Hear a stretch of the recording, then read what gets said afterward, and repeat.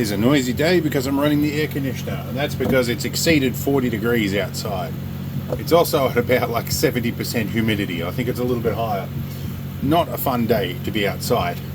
Anyway, with that kind of weather comes storms and lightning, and in this part of the world, power outages. So I've decided today it's the day to put some new batteries back in my UPS. This a little while ago blew a fuse because the batteries were knackered and the cells popped off the top of the batteries. So I went and bought a couple of new batteries, which are heavy. Now normally these use like 7.5 amp hour batteries. I found these guys which are 9 amp hour. I'm not sure if that's overstated or if they genuinely are, but they do weigh considerably more than the average battery. So we're going to whack these guys in, and these are I think a dry cell AGM. Anyway, there is a little bit of white powder you'll notice inside this. That is from that is bicarb soda, and I sprayed it around with the air compressor to try and get a bit off, because I was using that to neutralize the acid from the leaking batteries. And of course it's got on everything now, so I think we're going to have to get a moist rag and wipe that down, and then we'll get on to the repairs. Now if you're doing this yourself and you're wondering how to disassemble this, I'll put a link below to the previous video where I disassemble it. I've done this more than once with this unit. There's a couple of different videos. I might try and link them below. Now I have a bunch of spare parts that came with this from the disassembly. One of the things here is this this link cable. This is important because these batteries go in series. You need to link them together. But the problem you've got is once you hook the batteries up, you end up with a potential for mains voltage in here, which is of course dangerous. So we're going to hook everything up, but leave this link cable off until the last minute. We're going to hook that on just before we do things. Now one thing that did happen is the fuse blew, and so because the batteries were going pretty much dead short, so we have a new fuse. My wife just dropped that off. I call her my financial manager. Anyway, let's get some stuff laid out and get this ready to go. Okay, so the first thing we're going to do is find the fuse holder, put the fuse in it. We're going to leave that out as well. That just is a further point of isolation while we work on this. Alright, now we will need to roughly position our batteries. One thing I've done here is disconnect the front panel here so I can swing this board out of the way. And we're going to drop these guys into the side here. Now I need to remember which way the leads are meant to go. I think the battery leads are meant to go that way. So we'll whack one in there.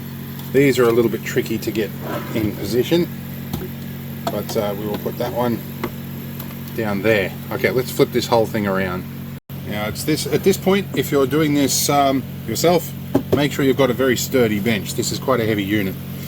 Now we are going to probably rob one of these things off here, just in case we cause a short somewhere. We might move them over to the positive terminals because that is more likely to eliminate the short, and I think because the negative on these batteries ends up grounded to chassis as well. Okay, we've still got a couple of things to put in here. Here's our battery carrier, and here's our two rails off the top. Come back a little bit here. Now, here we go. I think that's meant to go this way. Here is meant to open a hole for that. So what we're going to do, now we've got this in position, we're going to plug this back in. That one there, and that one there. You can't really get them backwards or wrong. A different number of pins, and they're a keyed connection. These guys are the support rails. I think, how are we going to do this? I've got to remember how I undid it all, but I think this one needs to go over this way, and this is why we use those little plastic thingies. That will allow us to get that loosely in position. And then these guys have a little hook tab on the front here that goes into that position, and this provides a circuit board clamp, and I've got to remember which side they go in. I believe in the top here. Alright, so much easier to concentrate when the camera's not watching me. So they come in at an angle and then swing down. Then you put a screw in the back through this end here, and then this screws on the top. So we're going to go do that. Then we'll fasten in the clamp down here, then we'll start hooking up battery leads. Now in regards to screws, I'd highly recommend you get a bag or a jar or something to keep all your screws in the one place because there are many of them for this. Now normally I have a big magnet holding these together. I think I have a spare one here. Here we go. And of course that flung one onto the floor. I'll find that in a moment. We'll get this assembled. Now off memory, these are all pretty much the same thread screws. And I should mention I have multiple sclerosis, and today I'm having some dexterity issues. I just discovered it's easier for me to pick up a screw off the floor with my feet than it is with my hands. So if I make a few slip-ups, I understand that I am having some issues. We definitely don't want that getting loose. That could cause some fireworks. So what I like to do is put one in loose on that corner. And I am spotting two different threads of screws in here. There is a slightly larger one. I'll put the opposite diagonal corner in second and do that one up more firmly. Tighten this one up, and then we'll do the other two corners. That way things tend to self-center. Alright, now this is the difficult bit. There's no real easy way to do this, but you need to get these rails screwed in properly first. The reason is you have to do the screws up from the bottom with the batteries in. I suggest doing it battery terminal up, largely because that reduces the chance of you making contact with the battery terminals. I was having some trouble with the batteries trying to lean and pull this top section away, so I set it upright and I've hung the screw off the edge of the bench so I can push that bracket down properly. Hopefully that transformer allows us to be, or we're sort of on the limit of its balance here, but we might be right for one screw. Alright, now's the bit where we start to angry up the electrons. We're going to hook up that one there. Same deal with the positive here. Give that just a gentle squeeze, not a huge one, just enough to close the gap a tiny bit.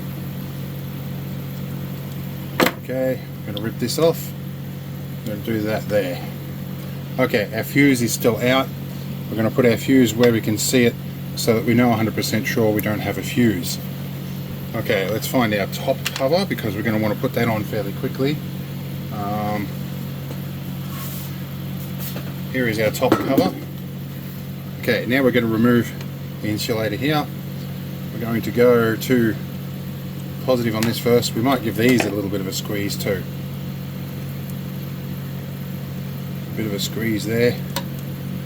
What bothers me is how close these terminals are to the side of the case. It would only take a minor insulation breakdown, I reckon, for these to make contact with the case. Okay, so here we go. We're going to make sure we're not touching anything dangerous. Whoa, shit. We might have a bigger problem then. Well, the fuse is out. We might have a bigger issue than what we wanted. So, yeah, let's try that one more time.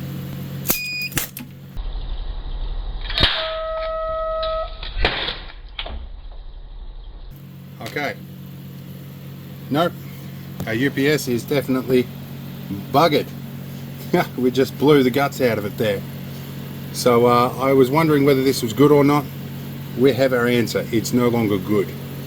So yeah, that was a fun learning experiment. So I guess that's it for the UPS. We'll pull our batteries off. We'll go buy a new one. Alright, well we can see here now that things have cooled off what exactly happened, and it's blown up all of these on this side. The other side looks quite fine. Now what gets me is the fuse is out, so there's no mains available in, and that's what originally blew. I don't know what's going on here. Maybe the capacitors aren't charged up. This one is very bulged here.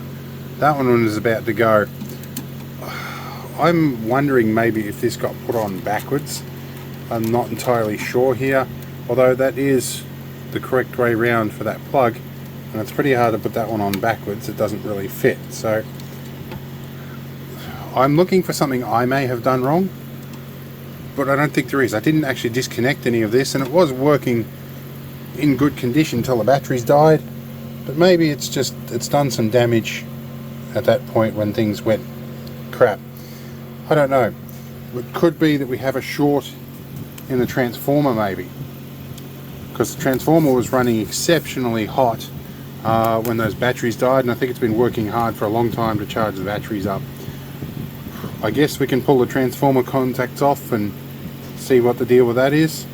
But yeah, either way, this guy's toast. The other thing I'm having a bit of a look at here is just to check that I didn't pinch any wires or there wasn't a short circuit somewhere. I don't know, but we're going to disassemble this and see if we can find if I did anything else wrong maybe. Alright, we've got our transformer out. I'm going to go around to ohms. So I'm going to go 200 ohm side, and let's go 0 volts in here, 0 volt side, and let's check our 16 volt side. There we go, about 500 ohm. Okay, we should see the other side should be about the same, so about 500 ohm. So the secondary seems okay. Okay, this is multi-tapped for 250, 220 and 190. Well, the 190 is capped off. The 220, I'm just going to check a switch on the back of that UPS. And no, there wasn't a 110, 240 switch. So let's go off 0 volt, which I believe is black here, and try across one of these. Let's try this one here. So these probes are not the best, nor is this multimeter. So we're looking at about, yeah, hard to tell, about 500 ohms. We do have something on there anyway. So we shouldn't see anything across the blue. The orange, we should see some solid. Oh, that's interesting. That's way lower than I'd expect. Although, then again, we're about 25 to 1 ratio. So 500 ohms on the outside, on the secondary, to 50 ohms on the primary would kind of make sense. Let's try again on that 220, yeah. So looking about 150 ohms on that one, and we're looking over limit, so we're going to go above that. It's about 320. Something's a bit fishy with that. I should probably get a proper meter on this. So 50 ohms on that. We should be seeing like maybe 60 ohms or something with an extra winding, and that's a bit better on that, yeah. So I think the transformer's fine. I think the FETs might have just died, in which case I could probably fix that. I also don't have the time and energy, and I probably do need to upgrade anyway. I may just buy a whole new one, and this gives me a nice 24 volt lab supply transformer to do something with. But for now, we're going to leave it at that. The board is toast, wherever I put it. So yeah, this does sometimes happen to these. They do drive these pretty hard. Instead of using one unit, they use 4 in a row, and you can get what's called cascade failure. If one of these has a bit of a problem, it transfers that load to all the others, and then another one fails, and then it's got even more load on even less, and then the next one fails, and the next one fails. So I can see maybe this one's failed, this one's blown, and this one's blown catastrophically, and this one has sort of missed the failure. So I think we had a cascade failure, and it might have just been one of these that's failed from working too hard for too long.